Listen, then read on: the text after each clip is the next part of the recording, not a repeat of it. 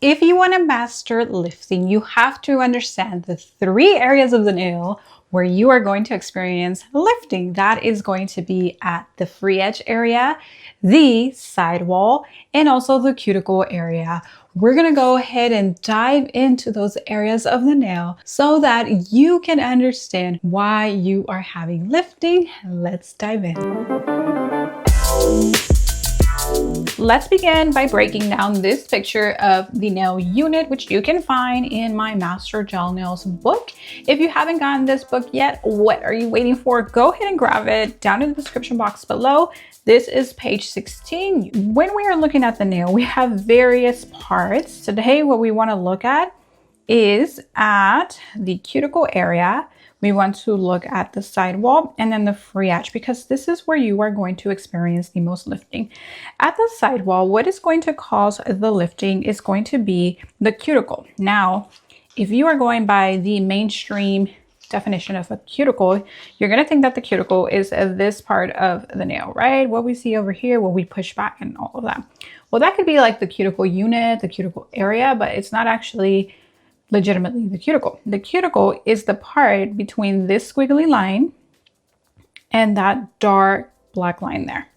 This area is the cuticle, and it's actually stuck to the nail plate. Now, a lot of times it can be a little invisible. You cannot see it. So you need to remove, exfoliate the cuticle in order to prevent lifting. If you do not remove or exfoliate the cuticle, which is the stuff, the skin on the nail plate, again, in between the squigglies and that black line, then you are going to have lifting when you apply product on to the nail. The next reason why you might have lifting here at the cuticle area is because your gel is actually touching some form of the nail plate up here. Now, it can be what we call the keratinized proximal nail fold, which is that little kind of jelly strip that we all have up here. It's signified there with that black line. If your gel touches that part of the nail unit, your gel is going to lift. You got to understand that gel is not meant to stick to skin, whether that skin is living like somewhere over here, or whether it's touching dry skin on the nail plate or on the surrounding part. Both of these portions of the nail are considered to be dead tissue. That keratinized proximal nail fold, that's why it's keratinized, it's kind of shedded off of the skin from the other part, the proximal nail fold, and then also the cuticle on the nail plate. It is safe to remove those bits of skin because they are dried, they are keratinized. Just like you can trim keratin, you can trim keratinized skin. There are no blood vessels in that part of the skin, so you are not going to cause trauma. All right. The next reason why you may have lifting at the cuticle area is because you have a little bit of scraggly skin, like hanging out, something like this. You see that little white little piece, and you've kind of pushed and maybe even exfoliated that area, but you're like, oh, a little thing like this doesn't matter. It's off of the nail plate. I mean, it's kind of hovering, but it's off enough. Well, I'm here to tell you that there is some attraction, some magnetic attraction between skin, like scraggly little bits of skin like that, and gel product. I don't know what it is. They love each other. They will find each other. And if you are swooping gel around here, it's going to catch that little bit. That little bit is going to pull the gel, again, for some reason. And it's like a magnet. It just is going to cause flooding. And now we have lifting because gel does not belong on skin. And so then there is lifting. So gel adheres to dry surfaces. Once it's adhered, it stays on very well. But if we try to apply that gel product with moisture or oil on a surface, that it's not going to create great adhesion. Those oils, that moisture does return back within a few minutes of the surface. I would say within 30 minutes. Then there is no issue because the gel has already bonded to the nail. In fact, we encourage you to put cuticle oil on your cuticle area and underneath the nail plate to keep that nail moisturized and flexible so that it can move with the product. Maybe the last issue that can cause lifting around the cuticle area is if you are using a hard product. So let's just say hard gel, you're using acrylic or poly gel, those are harder products, and that product is applied too thick here, you are going to experience lifting because this soft area of the nail, you see the pink there, that is called the lunula. You'll see it on your nails if you just take a look now. There's like a little half moon there. That's called the lunula, and that is the production, the cell production of the nail plate. But it is also a very soft part of our nail plate unit here. So if we put too hard of a product there, and the thicker the product, the harder it is, then we're gonna have incompatibility. That area here is a little too flexible, and the gel, for whatever reason, maybe it encounters moving like this throughout the day, then it's going to start pulling away from that area. Okay, it's just too soft back here. So that's if you have a hard product like hard gel or acrylic or poly gel. So those are the 3 reasons why we are going to experience lifting at the cuticle area. Now let's review why we may experience lifting on the sidewall. Lifting on the sidewall happens for 3 primary reasons, and really the first 2 main reasons have to do with the reason why nails lift at the cuticle area, and that is because we still have cuticle often coming down onto the middle of the nail. So this cuticle, so again between the squiggly and the solid line, it's usually invisible, can lead to lifting if you leave it there, you don't exfoliate it, whether that's with a file or a diamond bit of sorts. So you do need an abrasive to exfoliate that part. And the other reason is because the same thing, you are going to have some scragglies, not necessarily here, but maybe on the side of the nail that you leave behind or that you kind of tease when you are prepping. And those little scragglies are going to cause the gel to attract to it and lift. So I'm going to call that reason number 1. And that's basically going back to our original first topic here of the cuticle area, of having skin of some sort, whether that's cuticle or scragglies, hovering over the natural nail there. The second reason, which is not really too obvious, is because the product is actually too thin here. Now I have heard the same argument that maybe it's because the product is too thick. In my experience, and I work more with soft gel, semi-hard gel builders, it's because the product is actually left very thin on the sidewalls, because the sidewalls are very easy to ignore. Like if you are just kind of polishing and if you're looking at the nail like this, right, like this, then you are just, you know, putting on the gel product however you see fit this way. And then sometimes our clients are stiff, right? And we don't really get them to turn here. When we are doing our own nails, that's not really an issue because boy, we just over-examine our nails, right? Our whole application is under the microscope when we are doing our own nails. But when we are holding our clients' nails, that's a little different. Our client might be a little stiff and we are in a time crunch. We need to get the service done within the designated time. And so we kind of just go, that looks good enough. And just kind of like a little tilt here. We might work that area a little bit and we send it off for a cure. But what really needs to happen here is that the product cannot be ignored. I always tell students that the product should be applied here actually with a little bit of a ledge, not too thick. You should just be able to see a crisp, clean line, and you want to avoid like little wrinkly areas like this of gel, because look, that means thinness. Do you see that? I wouldn't be surprised if in a little while this nail maybe lifts from here. Right now it's at here, but I did miss top coat on my product there. So just to give you an idea of how often we overlook this area, you just kind of don't look too close and you just keep moving through the surface, and then you might experience that. So again, in my experience, it has been because the product has been left thin in that area, and you can usually tell when the product is kind of wrinkly, as this example. Some people do take a liner brush and kind of brush through the product there. I just use the brush that I am using. I remove all of the product and turn the brush into a liner. And usually 9 times out of 10, I do quite well with my application. And sometimes it's easy to miss. And then the last thing why I would say that the gel might lift from the center or those sidewalls is because the product is not cured properly. So if you are working with a low quality or low power curing unit, that can very well be the reason why you are experiencing lifting here. Because on the day-to-day flex of the nail is going to, you're going to treat them like jewels, not tools, sure. But on that day-to-day wear, you are going to bump into things. You are going to accidentally bend those nails as you're putting on your jeans or whatever, or maybe you're doing the bed or you're fitting something on. Sometimes our nails get involved before our fingertips do, because obviously they are longer than our fingertips. So again, they're going to be used first before our fingertips. We want to avoid that as much as possible. But that flexing, and if the product is too thin or the product is not cured well there, then that is where we are going to first experience lifting, which is going to be on the center of the nail. And it's going to manifest most often, not even like by lifting on the sides, but as a bubble in the middle. So that's one of the reasons why that bubble can happen, because the product is not cured well. So it's undercured, not cured properly. And another reason that leads to improper cure of those sidewalls, if the sidewalls of the nail are too tight, then obviously they're going to inhibit light from curing that area properly.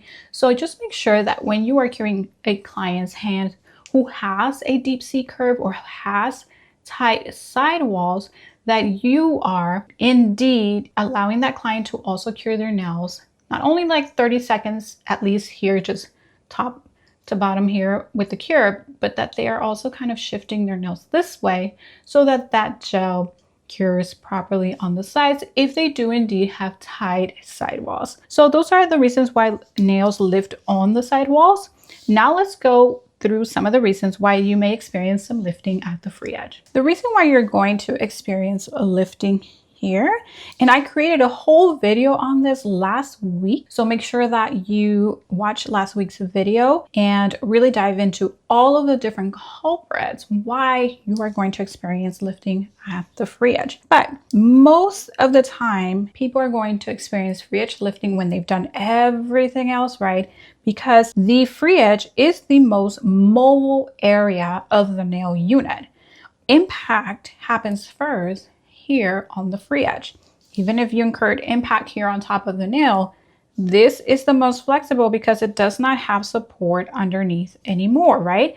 Once that free edge grows out, it passes the stress point area or that smile line, then that is now where the nail is unstable. It's flexible, right? Again, it doesn't have that support from the nail bed underneath. So because it's more flexible, then that is why it's more prone to lifting there. Now, how do you avoid that? The best way to avoid free edge lifting is to actually reduce the natural nail from underneath the enhancement. And you can actually take a look at my hand here.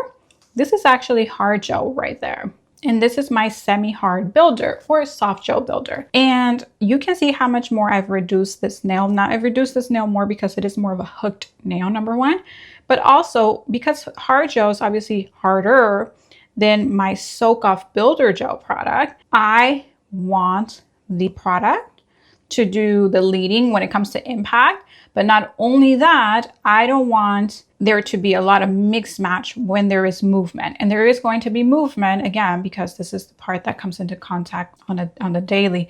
So with a harder product, I would actually reduce the nail further, whether the nail hooks down a little bit or not. You still want at least, I would say, a millimeter reduce of the natural nail from the product. Now, how does that happen? Well, you just take your e-file bit and you go underneath there, or you can also do it with your hand file.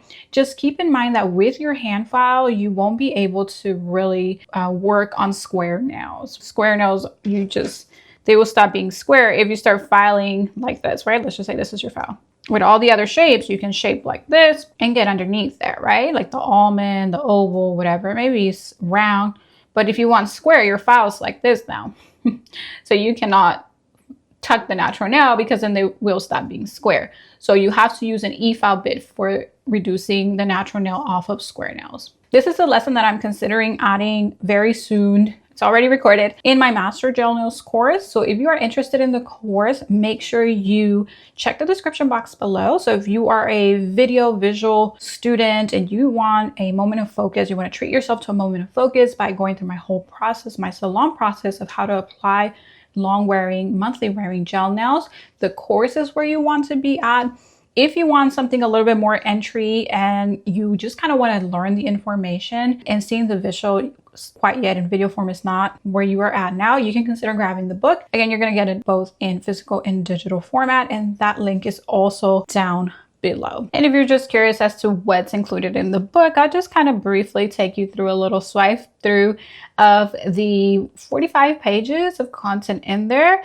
And basically we built this book on the concept of my golden union formula, which says that if you can master your nail prep, your structure gel, use structure gel and master it with your technique, you are golden for retention, because we do need to look at these three aspects of gel application to master monthly wearing nails and beautiful smooth overlays. So we're going to go over what is structure gel, what I use, a little bit of origin story behind structure gel, where it was founded and all that.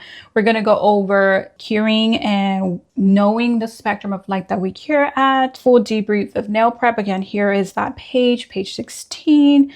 Adhesion methods, so important, understanding why we need to really pay attention to our prep. It's not just our prep and chemicals, but also how we etch the nail. That's going to be very important. Solutions, alcohol solutions. We're going to go over e-file bits and all of that. And then I'm going to take you through kind of diagnosing what gel, what nails need based on the length of the nails. And then at the end of the book, you will learn a full how-to. So how to manual prep, how to e-file prep, how to apply an overlay, the hardness scales, the products that I recommend for the overlays and whatnot. I have 3 different build or structure overlay techniques. We have build 0, build 1, and build 2, and that's all covered here in the book. So make sure that you grab your copy in the description box below if this is something you're interested in. So now you know the best way to prevent lifting here at the free edge. Let's now look at a second reason why we might be having free edge lifting. And it goes back to what we talked about here. And it has to do with improper cure. So improper cure is going to give us a lot of problems, because if the product is flexible, it's not fully adhered to the nail, then at the day-to-day impact that it's going to incur, then that's when we are going to have lifting. So we want to make sure that the free edge is fully cured. And the reason why I bring this up now is because sometimes, just like when you're doing the sidewalls, your client may need to cure the sidewalls of their nail because they have a tight nail folds. In this scenario, your client is going to be curing kind of like this. Clients are relaxed in the lamp. And so instead of pressing the fingertips onto the base of the nail lamp, they kind of relax their hand and they go like this. And if you didn't cure the thumb properly or on its own, the same thing, the thumb is tucked away, okay? So we want to make sure that we are curing the thumb alone so that it's facing straight. And then when we are curing the rest of the hands, then they can go in there. They have to be slightly spread, and we want to put the pads of our fingertips onto the nail base of the curing unit, and that's how you're going to get a proper cure. You wouldn't even notice how many clients do the relaxed hand, but a relaxed hand is often the cause of improper cure with your structure gel. And the last culprit why you are going to have lifting on the free edge actually has to do with nails being thin. And I'm not talking just naturally thin, and so the product's a little too hard, because this area of the nail is already vulnerable. We have a lot of movement going on the free edge. So the reason why these free edges might be even over thinned is because of damage, and damage in 2 ways. It could have been that maybe you were using an abrasive that was reducing the nail versus just etching it. I'm not against a sanding band. I have a lot of my peers that use a sanding band, but I noticed that a lot of my community or students who decide to use a sanding band actually go a little too much with the sanding band. They think like more going over the nail is more prep, more etching, but again, that tool is reducing. when you go over and over and over it, the same area. And you won't notice until that free edge starts growing out and it starts kind of curling away from your enhancement. And no amount of primer, no amount of bonder is going to have that nail adhere to the product, because now any product is too hard for that free edge and it's going to naturally pull away from it or just be too thin. And the product, again, now is just too hard, and the natural nail on day-to-day impact is actually removing itself from that product. So in this case, it doesn't matter how hard the product, there's incompatibility. So naturally, that incompatibility can happen if the nails were too thin and the product was a little hard, sure. And we can adjust the product, we can use something a little bit more flexible so that it moves with the nail. So the other way how we can create over thin nails is actually not us as the technicians, it's actually our clients. So when our clients peel their nails, they are stripping, they are peeling away with those gels layers of keratin or some level of keratin off of the nail. And obviously we need all the keratin that we can possibly grow ourselves so that the product has great adhesion and it also has stability, not too much flex. If a client peels their nails and the nails have become over thin, please advise that client that their next set, if they still insist on having their nails done rather than kind of giving them at least a one treatment break for them to kind of heal a little bit, please let them know that there is a possibility that those nails are not going to reach their max potential, which is 3 to 4 weeks. So if a client wants nails and they've peeled them off prior, their gel nails, I would book them 2 to 3 weeks to see them sooner than later, because you can assess the damage, remove anything that's lifting, and then apply a service that's going to now yield 3 to 4 week wear. So those are the reasons why you're going to experience lifting at the free edge, lifting in the middle section, and lifting at the cuticle area. I want to know where you are struggling. Drop a comment below. Don't forget to check out our educational material in the description box below. And I'll see you in the next one. Thank you for watching. If you loved today's video, can you do me a favor and give it a thumbs up to boost it up in the algorithm so that I may help more people? And if you need a little more direction in your nail career, I want to encourage you to join my free masterclass using the link in the description box below. It is available for you to watch immediately for free right now after signing up.